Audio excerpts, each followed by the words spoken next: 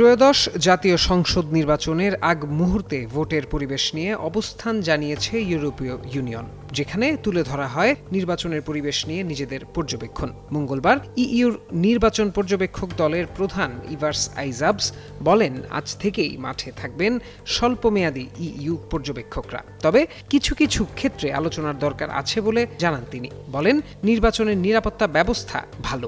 মঙ্গলবার সকালে এক প্রেস ব্রিফিংয়ে এসব কথা জানান ইভার্স। বলেন, অংশগ্রহণমূলক নির্বাচনের উপর গুরুত্ব দিচ্ছে ইইউ, যেখানে সংখ্যালঘু ও নারীর অংশগ্রহণ নিশ্চিত হবে। ভবিষ্যৎ হোক নিরাপদ, বিনিয়োগ হোক বিশ্বস্ত, আর আমার পছন্দ সল্ট বে। ওয়েলকাম টু সল্ট বে।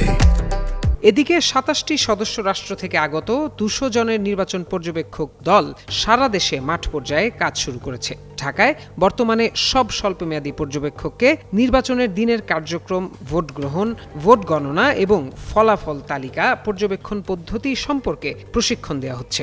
দেশের বিভিন্ন এলাকায় মোতায়েন থাকবেন তারা। এরই মধ্যে ইউরোপ থেকে ৯০ জন স্বল্পমেয়াদী পর্যবেক্ষক দেশে পৌঁছেছেন। পাশাপাশি ইইউ কূটনৈতিক সম্প্রদায় ও অংশীদার দেশগুলো থেকে আরও ৩৫ জন আন্তর্জাতিক পর্যবেক্ষক যুক্ত হয়ে পর্যবেক্ষণের পরিধি বাড়াচ্ছেন। আগামী ১২ ফেব্রুয়ারি দেশের শহর, পৌর এলাকা ও গ্রামে ভোট গ্রহণ, ভোট গণনা এবং ফলাফলের তালিকা পর্যবেক্ষণ করবেন ইইউ পর্যবেক্ষকরা।